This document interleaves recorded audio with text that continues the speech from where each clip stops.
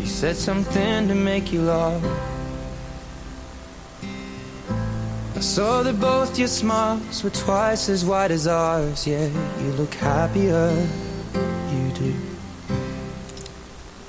Alright, my name is Susan is my name, and Unrequited Love is what we are talking about. This is the second part. I'll go back on the podcast, and you're going to listen in on part one if you're just joining in. And Unrequited Love, just said we had discussed earlier on, is the unbalanced love, the unreciprocated love. It's the pain that it causes, right? And the effects that it has on people, and the fact that it is about time that you get your life back together. It's about time that you stop suffering for things that you have no control over, and do what you can control, and that is move on. You cannot control if someone falls for you. You cannot control if someone wants you the way that you want them, but you can control what you do with that. Once you realize that this is not happening, then now how do you move past that? It's easy said. I know it's easy said. It's not like you can just snap your finger and boom, you're just moving on already. It takes time, it takes discipline, it takes acceptance, it takes acknowledgement for you to move on. You need to realize that it's about you, and that is the only time that you can truly move on and move past the whole falling for someone that doesn't see you the same way. And unrequited love could lead to depression, could lead to anxiety, and feeling worthless in the sense that you wonder why this person doesn't see you like you see them, why this person doesn't love you like you love them, and you start to fault yourself. You start to see flaws in who you are, and you start to resent yourself in some instances, because you feel like you are missing something. You feel incomplete simply because of a notion, simply because of maybe watching too much movies, too many movies. Why? English is running away. Kilikuja la mbele la kutokula maji mengi. What you're talking about is how to now get past that, because unrequited love, like I said, unrequited love steals a lot from you, steals your time, steals your energy, steals your strength, steals your dreams, steals your creativity. And the biggest, number one symptom of unrequited love is the fact that it's distracting. You find that you can't sleep thinking about this person, fantasizing about this person, spending every waking minute thinking about him or her and a future that will never be, building castles in the air, literally, you as the king or the queen, and him and the babies running around, when in actual sense you know that it will never happen. You have been talking about pulling your head from the heart and moving on. So how do you do that? How do you move past that? Number one, and I'm talking about the steps that I took for me to get past that. Number one, accept that they are not into you. Right? You need to cut your losses and realize that, you know what, this person doesn't feel me like that. You might find that they're your friend, you might find that they're not your friend, and they don't even know that you exist. Just need to cut your losses and move on. Be practical. Stop thinking or believing what you see in movies, thinking that if you hang on too much, you're going to open their eyes to something that they haven't realized, to how great you are, to the kind of a person that you are, and that will draw them in and it will open their eyes up. Now, if they've seen you and they don't like you, honey, they don't. You can't force yourself on someone. You either like someone or you don't. They either like you or they don't. You need to realize that, accept that, and that is the first step in moving on. And number 2, know who you are in love with. You find that most times than not, you are not in love with this person. You're in love with a version of this person that you've given yourself, with a fantasy, this superhero that you've created in your mind that is far away from reality.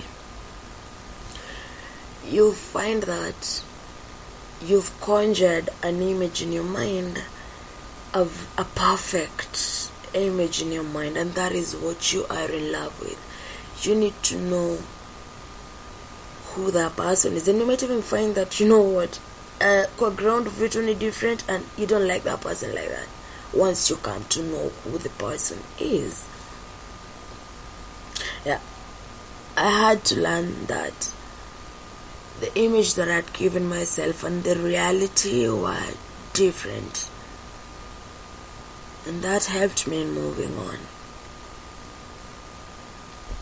Number 3, keep your life going and growing. The moment that you spend every waking minute thinking about this person, your life stalls. You stop living, you stop having fun, you stop talking to other people because you don't want to open yourself up to start off a relationship with someone, waiting for them to come in. You are fixated on, if I make new friends, and if maybe someone shows you interest, what if the time that somebody else shows you this kind of interest is the time that this guy decides to be with you? Honey, again, it doesn't work like that. You need to live your life. If you like music, you need to learn how to hit some crazy notes. If you love writing, start writing. Buy a choir book and start writing. Open up your laptop, start writing. If you like poetry, do poetry. If you like movies, watch movies. If you like hiking, go out and hike. Exercise. Do whatever it is that you as a person love doing that does not involve them. Grow yourself. Work-wise, career-wise, grow yourself. Are you in school? Study-wise, academics-wise, grow yourself. Do something for you that is for you. And that will drive attention away from that person. And that way you'll start growing. That way you'll start moving on, truly moving on. And in the process, learning new things about you. You never know, you might surprise yourself. I surprised myself, darlings. Number 4, look at the future in all possible forms.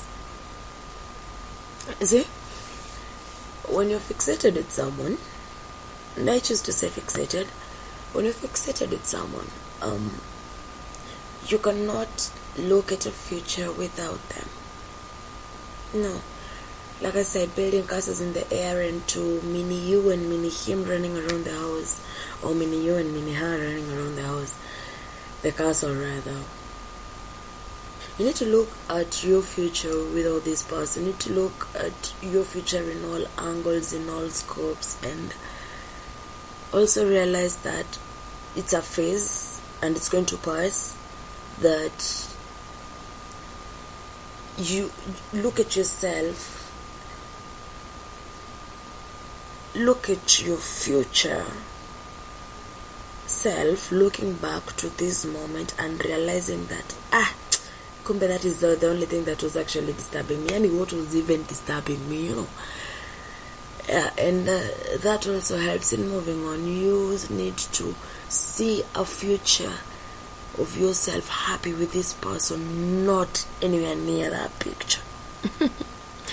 Number 5, get out of the pit. This also falls in growing yourself. Get out of this pit, this notion, this pit in your head whereby you've dropped yourself in so deep that you can't really focus on anything else but him. Stop daydreaming or spending your night, spending sleepless nights rather thinking about this person. Do logical things. You would rather try counting to 1,000,000.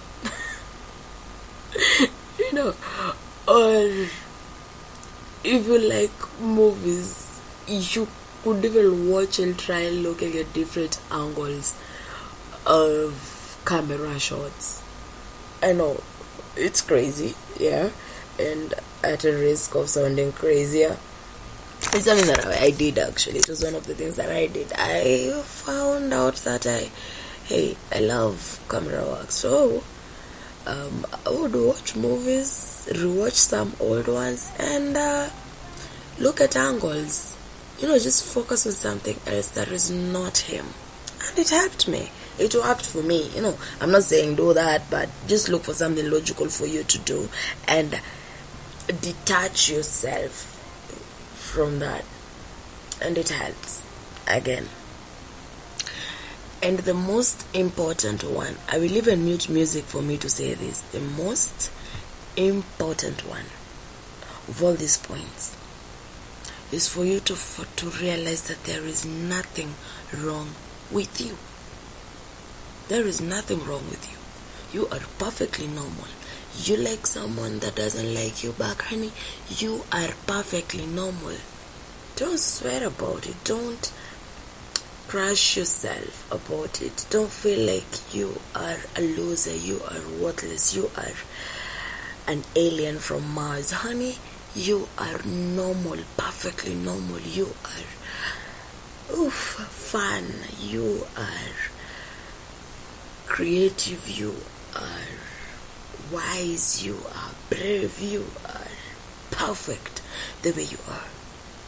And don't let nothing tell you otherwise. And the last one, find someone who can give you what you need. Personally, I haven't found someone that can give me what I need yet, because I'm not looking for that person anyways. I am contented, and if that person comes my way, because now I know who I am, I know what I want, I know that when that person comes my way, I will be able to acknowledge that it is not a one-sided situation.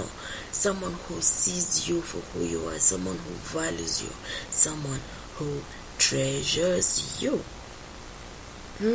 someone who makes you happy. And love is happiness. If you're in love, you are happy. I'm not saying that outapata those fights. I'm not saying that they're not going to be fights, but I'm saying that love is happy. And unrequited love, it's sad, it's depressing, it's emotionally draining. Your girl Susan Miner, thank you for tuning in. Remember to like me on Facebook, that is the Susan Miner Show. Drop them likes, drop them comments. Mama loves you. Kama kawaida, signing out.